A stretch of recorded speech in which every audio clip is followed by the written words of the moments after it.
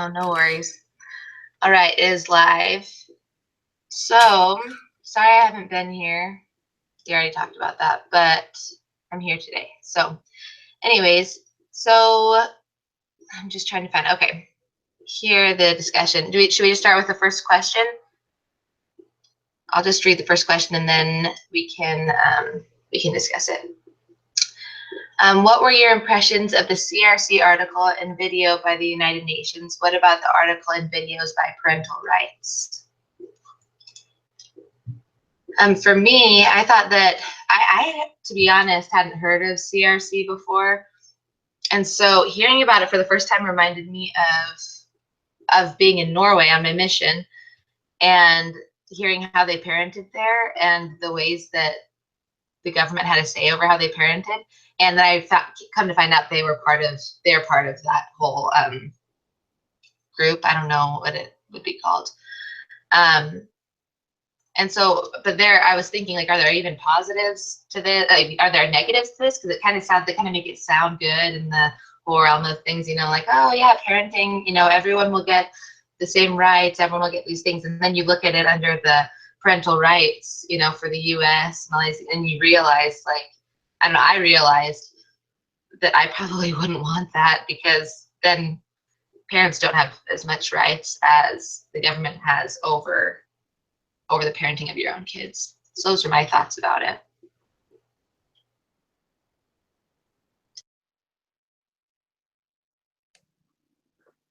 I was totally the same way as you, Sarah. I hadn't really heard a whole lot about it. I'd heard a little bit here and there, but I hadn't really paid much attention. And you watch the article by the United Nations and you think, oh yeah, this is great. Okay, they're going to help kids, and kids need a voice, and a lot of these countries, kids are abused and used in the labor force, and there's lots of negatives going on. So you think it's so great, and then you really get into the crutch of it. Like I went and looked it up online and looked at all the little websites they had, and it started to make me kind of sick to my stomach, because I'm just thinking about parenting my teenager, who actually is a pretty good teenager for all rights and purposes, but she does have her moments. And I would hate for the fact that I wouldn't be able to say, okay, it's time to go to church, or I'm sorry, your curfew is 11, or whatever, and have her be able to fight me on those things. I mean, that's a little bit scary as a parent. I want to be able, I don't know, it sounds bad, but I want to be able to have a little bit of control over what it is she's doing until she can, become an adult and understand for herself what her responsibilities are. I don't know. What do you other moms of teenagers think? Because I think it's a little bit scary.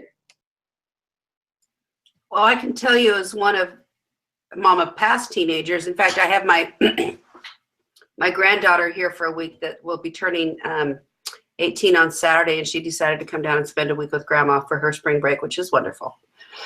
But I think and I went through and researched a little bit. I didn't spend a lot of time yet on this as well, and looked up a couple of different websites. And one of the things that struck me is it kept saying, respect for the child, respect for the child, respect for the child.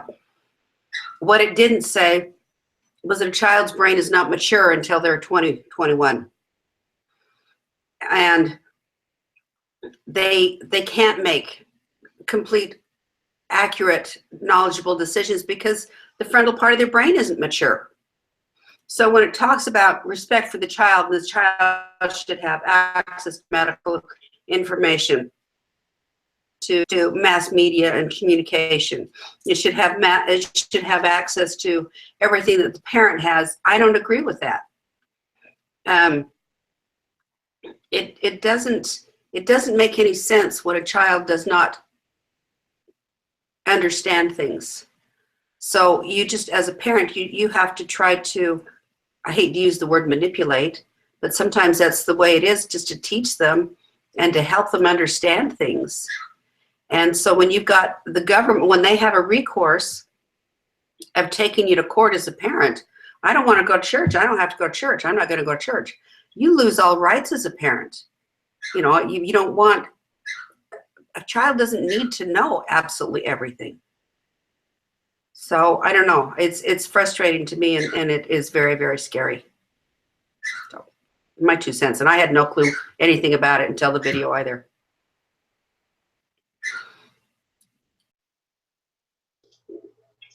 We can't hear you still, Amber. I don't know if it's your mic on your computer or because I see you keep trying to talk, but every time you unmute, you don't pop up on the screen either because we don't hear anything.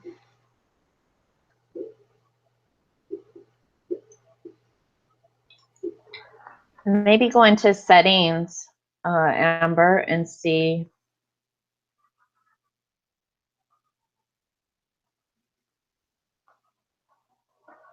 If you go to the little gear at the top of your screen, might be able to see if your microphone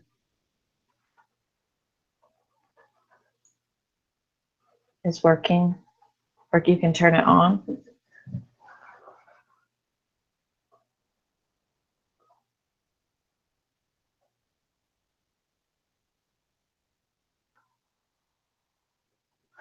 No.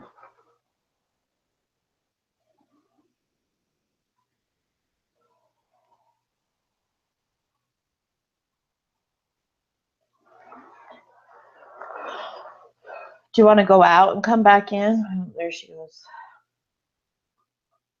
Okay, well, Amber's coming back. You know, I have heard a little bit about the CRC before, but not really of what we're talking about. I think that what you all have said, I would agree with. It makes me nervous to think that I think that I know my children better than anybody else can know them. And, you know, there are definitely parents who do things that are detrimental to their children, but I think the majority of parents really are trying to do a good job and do the best that they can. And hopefully they're inspired, you know, to help their children. And I could see that it would probably be better to have some oversight, but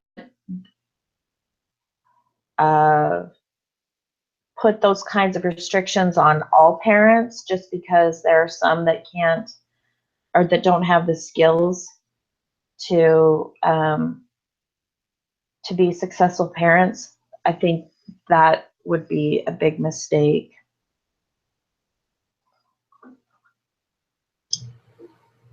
I agree. Amber, do you want to try to talk and we can see if you can say anything? No.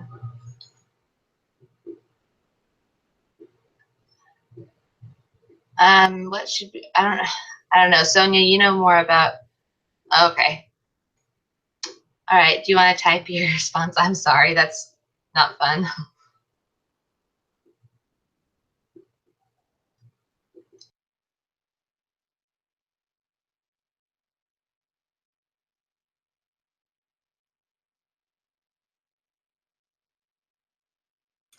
Can I ask Sonia a question while Amber's typing that? When you say that it's okay or it should be okay to put some restrictions on some parents, how do you decide who's a good parent and who's not? And who decides that? Because to me, that's what this whole thing is doing, is they're putting restrictions on everybody because obviously none of us are good parents. We're not as good a parent as the government is. And so I know friends that in and out of the church that they're really good people, and I think some of the things they do are really good, but other things I wouldn't agree with for my children. And so who decides who's a good parent, and how do you do that? Well, I think we already have laws that address that. You know, there's child protective services that can get involved when there's a situation of abuse or neglect. And so I think and I think sometimes they overstep their bounds, but we already have that covered in our legal system. We don't need the UN to come in and tell us what they believe good parenting looks like. You also have to understand it from a UN standpoint, you're talking about, what did you say, 193 different states or countries. So you're talking about a mass majority of people who live very differently than we do, and they have different laws that are applicable to them. I mean, it's just, I don't think the UN should have control over our country that way.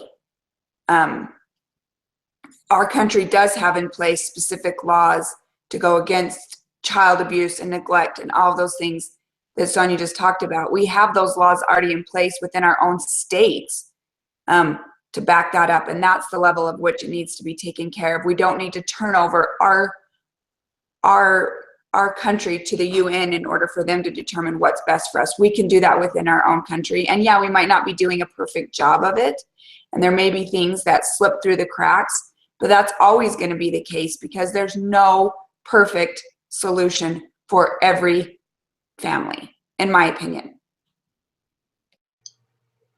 Well, and I think that in some countries, I mean, 193 of them, they do feel like it's the right thing for, well, at least it's been in their country for a little while now.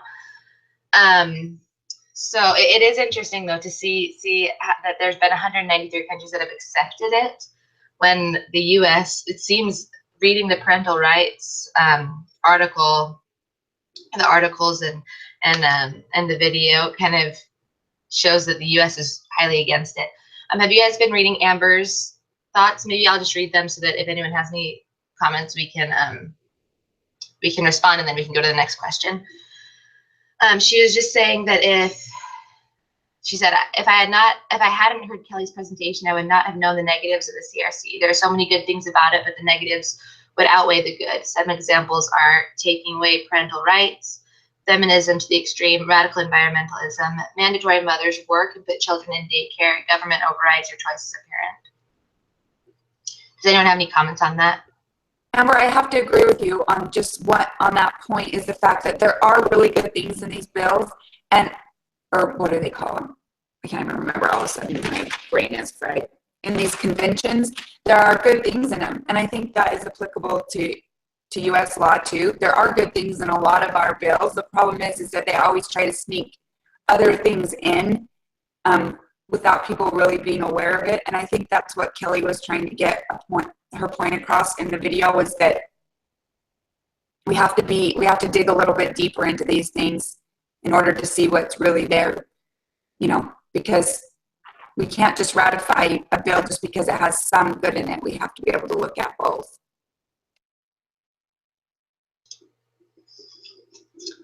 Awesome. Okay, let's move on to the next question. We kind of have talked about this, but if you're from or have ever lived in a country where the CRC has already been ratified, what are some of the positive and negative effects you have observed as a result? If you are from the US or Somalia, where the CRC has not been ratified, then research another country to document the positive and negative effects and relate how they could benefit or hurt your country with a future CRC ratification. Well, I was just talking about how Norway is a country where the CRC has been ratified, and it's interesting to see parenting, and it could have just been the people that I saw at church most of the time parenting, but it's extremely different than how they're allowed. Like, there are things that they are not allowed to do there, and I'm not saying that I agree or disagree with either thing, but for example, there's this family in the ward with, well, it was the bishop's wife, so obviously she was having a tough time during sacrament meeting, and she had 5 kids, and I think that they were foster parents to one that was, and there was like 3 under the age of 4 or something like that. But they were grabbing her hair and punching her, and she was trying to take her out, and they were like completely, like, I mean, you see crazy here in the US too, but you don't see that. I don't see that. I don't see little kids punching their moms in the face and pulling hair. But in Norway, I asked people about the parenting system, like, oh yeah, we don't spank, we don't do, all that you can do is take away. All you can do is say, okay, if you keep doing this, you're not going to get this later, type of a thing. And I think that in a way, this CRC has, I mean, sure that might be the way that some parents feel like they should parent, but I do agree that parents should be allowed to receive their own inspiration for their kids and parent their kids in the way that they feel is the best for each individual child, because I think every kid is different. But it was interesting to see that, and how although, yeah, there's not abuse in Norway for the most part. There's not, there's not neglect, because there's all these rules. However, for their parents in Norway also. So I mean, like Amber was saying, there are positives to CRC, but I think there are also definite negatives after seeing that.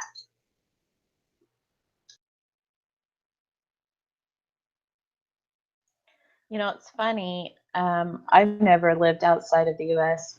I think it's interesting that Somalia has not ratified. I mean, the United States and Somalia. I mean, that they are not necessarily the most stable of governments there. But also, when you're talking about spanking, it reminds me when my oldest was probably maybe a couple years old.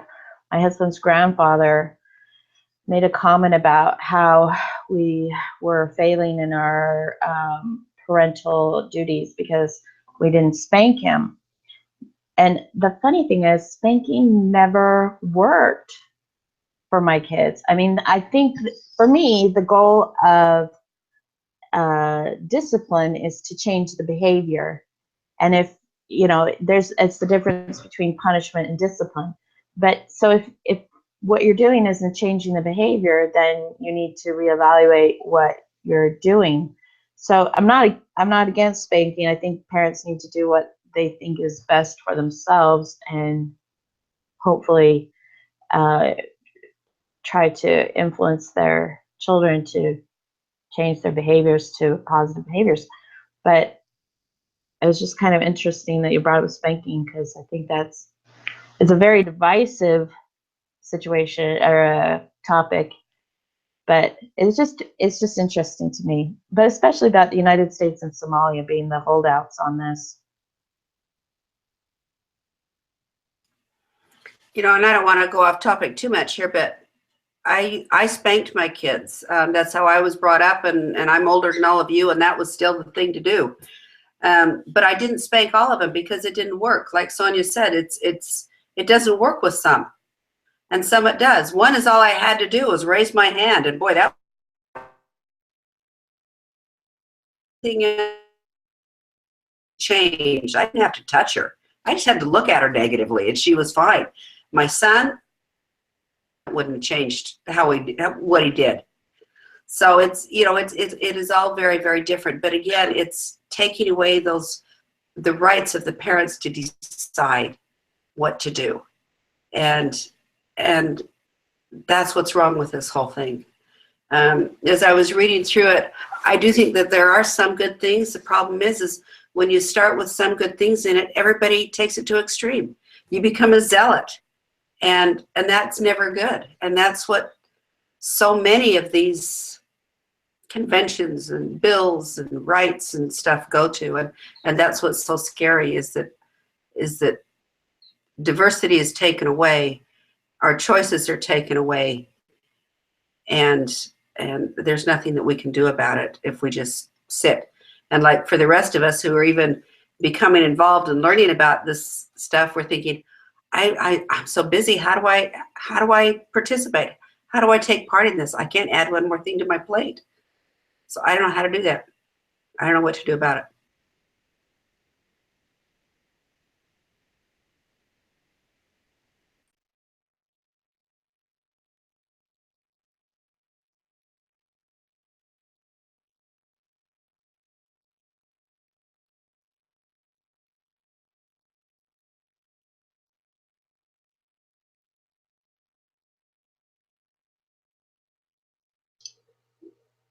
Are you typing, Amber? Yeah. Okay.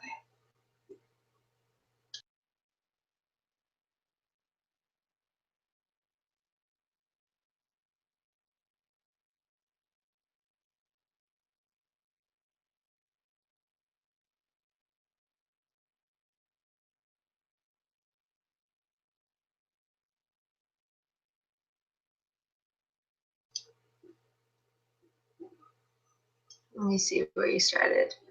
The video made it sound like a good thing, but hearing all of the other parts of it helped me to see that it has horrible parts to it. I was going to ask if anyone knows where the CRC came from in the first place. Does anyone know that? I don't know where it came from. I think it just is a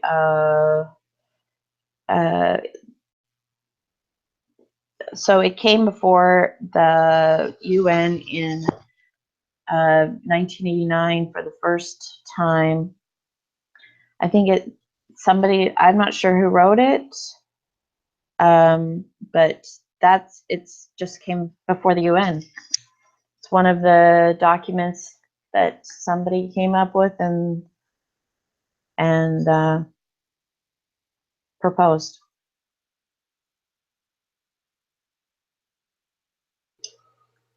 I'm not sure, but I think it came from UNICEF. As I'm trying to look through here, it says the convention changed the way the children are viewed and treated as human beings with a distinct set of rights instead of passive objects. So I think it came from UNICEF. Well, and here's the funny thing. I think UNICEF is great. I mean, they're they're trying to help children that are in need, and so I think, like we were talking about, CRC came with a lot of good. Like they came with good good ideas and wanting to help. However, when you take something and you try to take complete control over parenting within the government or anything, when you try to take control over anything, there's always going to be those negative effects that come from it.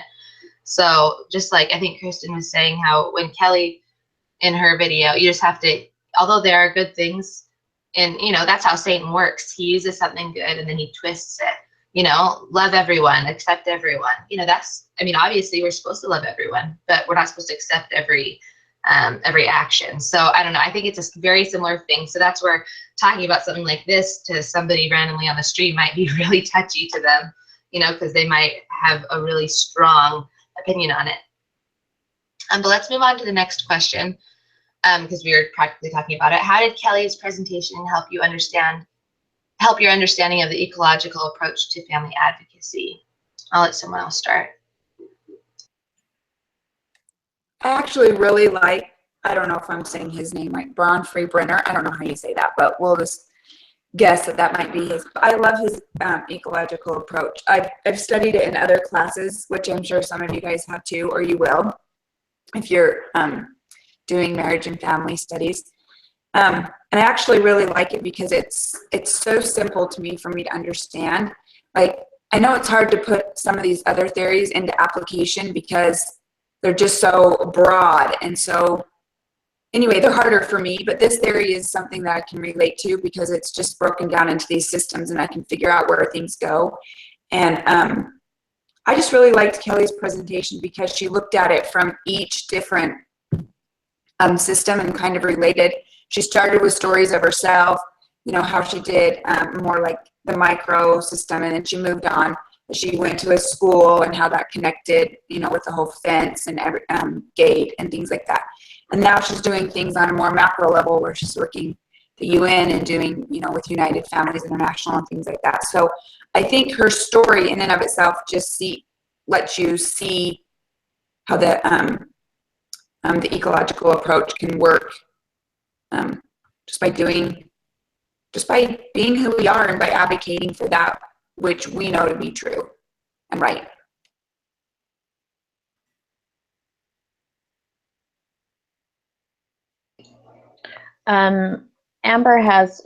Kelly's presentation really helped me see how I, as a mother, can have a say in what is going on around my family. Her stories really showed how much we can influence our community. And I agree with what Amber and Kristen have said too, is that there are things that you can do, even if you don't have a wide sphere of influence, by going to, I talked about attending meetings and conferences, getting involved with the government, even just blogging or writing, and becoming educated, I think, is really important. I think all of us were surprised at least this is what I'm understanding, surprised at this legislation, the CRC, and how easily the UN could take away our sovereignty. That, for me, that was what was really shocking. And then the other thing that Kelly mentioned is to speak up, and I think when we educate ourselves, then we know what to talk about. We know where to address certain issues, and when something comes up, we can say that's not right, or that is right, or express our concern about things. You know, when we're going and talking to, you know, as the election process is coming around, we can ask our legislators or potential legislators, what do they feel about the UN? How do they feel about the CRC? You know, those are important questions that we should be asking, and we should know and be making sure to elect people who are pro-family, who understand the gravity of this situation. Those are things that everyone can do.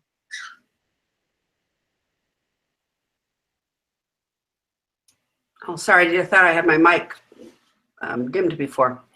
I felt guilty because here is a mother of 4 and she's doing all these things, just writing letters, and she made a difference. And I'm thinking, okay, I was rude mom, and I wasn't looking at the fences, and I wasn't looking at this, and I wasn't looking to change things. And so it made me think, what have I missed in the past? And what was I just overlooking because I just couldn't do one more thing on my plate? And so I thought it was interesting that she showed us how you can do that by doing exactly what Sonia just spoke about. The list of little things that it takes to get involved. I mean, it was weird that I got an email 2 weeks ago of someone that noticed a blog that I had to write for my marriage class, and it had to be a blog that went online. Well, I never thought anybody'd read it. I didn't even tell my kids about it. And all of a sudden I get this email saying someone had read and commented on my marriage blog. I had no clue. And so it does work. If it's out there, it does work. And we need to, I need to take advantage of that and do it. And that's what she showed me. I also think, I felt sorry, Sierra. I was just going to say, Julie, I don't think her intent was to make us feel guilty. Obviously her life took a little bit of a different path, but I feel like when you're a mom and when you're in the home and when you're doing all that, yes, you're caught up in what you're doing, and that becomes overwhelming. But just remember what President David O. McKay said: nothing can compensate for failure in the home. You are succeeding when you're being a mom in teaching those principles, and the principles that we hold dear to your children, who will then take that out into the world through their families, through their children, through people they meet. So I think sometimes we give ourselves a bad name, and as women, we're like, oh, we have to feel guilty about this, we have to feel guilty about that. But don't, because being a mom is a super important job. And Sierra is just starting out on, is this your first baby or your second? First. She's just starting out on that road. And I hate this thought. So what do? Oh, I'm just a mom. No, you're not just a mom. Being a mom is super duper important. And I really feel like when you're focusing on your home and teaching the principles that you believe in, instilling those in your children, you are in the micro system, and you are making a difference. I have to believe that. And I love the story that Kelly shared about being at Costa Vida and seeing that video. To me, that was just, that could happen to anyone. That wasn't just, oh, because she's into blogging or into, you know, all these different things, writing letters. She just saw that and she was like, holy cow, I'm in this restaurant that I could have my little kids at, and there's this pornographic video showing. And because she wrote a letter, she made an impact. And so I think that we do that more often than we think. I mean, maybe we don't write letters, but I know there were plenty of times where my siblings would come home from school and say something about a teacher, even a teacher just being extremely rude to them, or, you know, something along those lines, and my mom going in and being like, this shouldn't be allowed, and making an impact in that way, even if it doesn't impact all of the schools in Arizona, like she did with the gates or wherever it was. So I think that we can make an impact through, and I agree, Julia, it's kind of like, well, now I need to start writing letters to everyone. I need to start blogging about this. But instead, I think that I really do think we make an impact through small things that we do on a daily basis that we don't really realize that we're doing, but we do really often. Does anyone have any more thoughts before we move on to the next question? Oh, Amber said, I also think if we are in tune with the spirit, we'll know when to act. I completely agree. I think that's where it comes back to CRC, that whole thing, and that if you don't have control over your kids, you won't be able to follow the inspiration you receive for your children if the government has a say over everything that you do. So I think that's the main reason why I would not want to ratify that in our country, because I don't know, I think that as parents we have the right to receive revelation for our families and our children and act on it. But okay, the next question, what system or level do you personally feel would be the most difficult to advocate? Why? I'll let someone else go. Well, for me, I think the next two questions kind of go hand in hand. That question, and what system or level do you personally feel is the most important to advocate? For me, they're both the same. I think it's more difficult for me to advocate on a micro level because I am emotionally invested in those people, and I don't want to be offensive, but I still want to stand up for my values, and it's hard to, for me, it's hard to sometimes to go against what, it's hard to probably, it's hard to express yourself in a way that you can stand up for your values and not offend other people. Like, so I think for me, I have a tendency just to avoid those topics altogether. And, but I think it is the most important. I think it's important for my children to see me standing up for what I think is right. And I think it's important for the people around me. Like Kelly was talking about in her video, you can soften hearts even if you don't change opinions. You can, people can feel the spirit through you, and it can testify of the validity of what you have to say.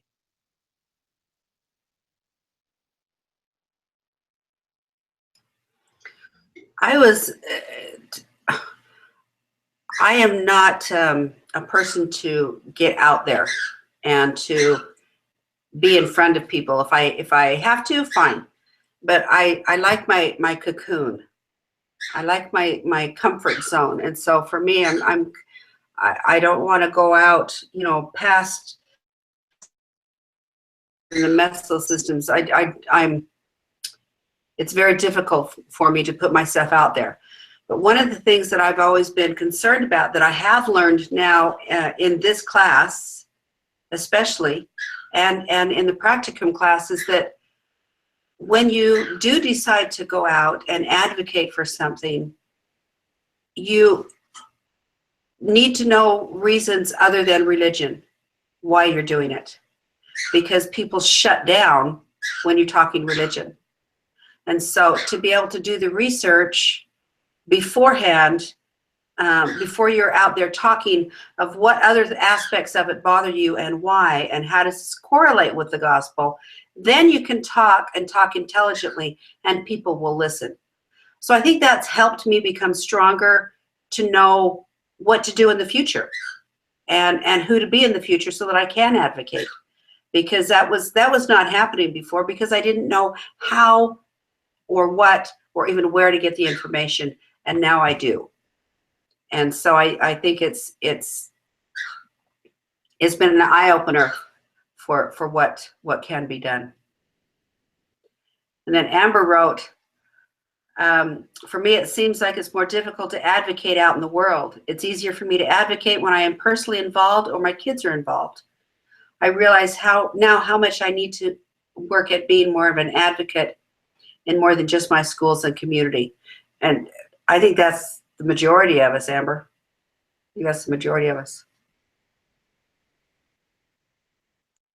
I agree. I think it's scary to go out into the world and maybe get shot down for what you believe. But Julie, I agree with you so much that it has to be more than just religion. I think we saw that when we watched the same-sex videos, and those two boys, I think we saw a very big distinction between them, and it made me realize I do have a voice, and yeah, my voice might not ever reach the UN or anywhere like that, but one person can make a difference. And when we stand up for those things that we believe, when we teach our children correct principles, I feel as if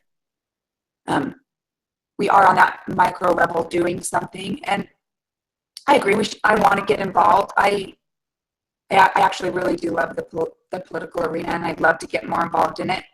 But it is scary to put yourself out there. But by listening to Kelly, for myself, it motivated and inspired me to realize that I can have a voice, and that we all need to maybe find within ourselves how that voice can reach more people.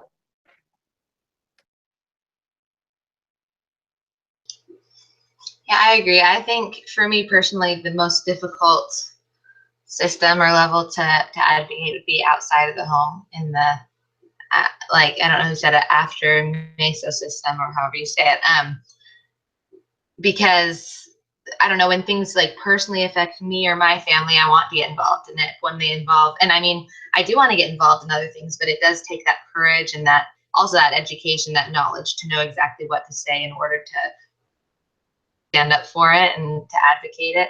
So I think this class is really nice to be able to know about these things, so that if at some point I do get the opportunity to say something in one of those different systems, that I'll be able to be educated to be able to do that. And then just the last question, we've practically talked about it, and Sonia talked about it a little bit, but which of the systems personally is most important to advocate? And I think we pretty much touched on this. I think it's most important overall to advocate within the family, because I mean, that's what we have most control over. We have most control over our family, and if we, I don't know, if we teach right in our homes, then when our kids go out into the world, they'll be able to do the same thing in their families, but also in other systems. So I think that's the most important system to advocate.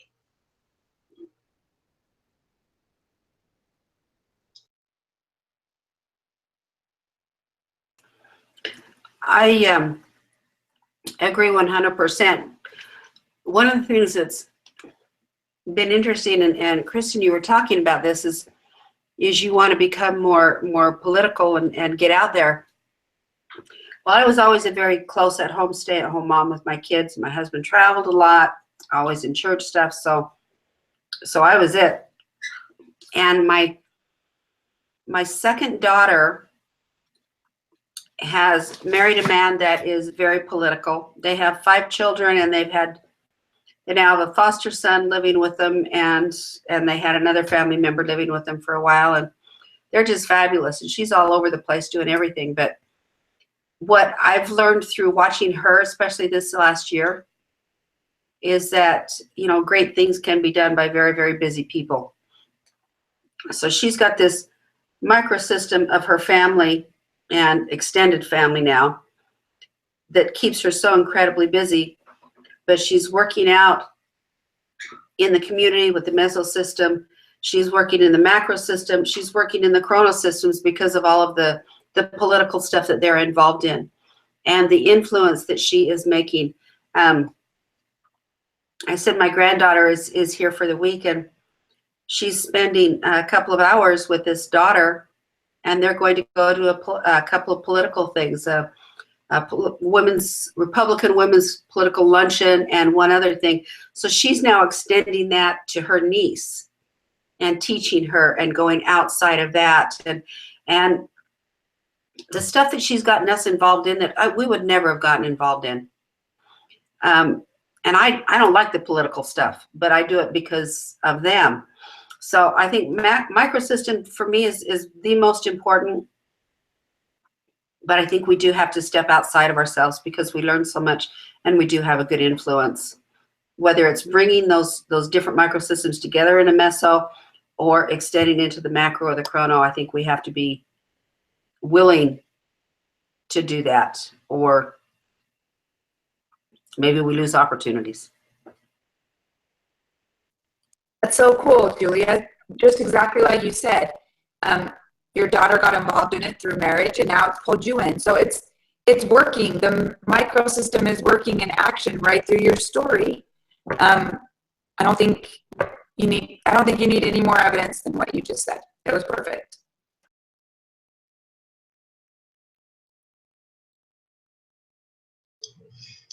Amber said, I found that we have to advocate for our children. Sometimes no one else will.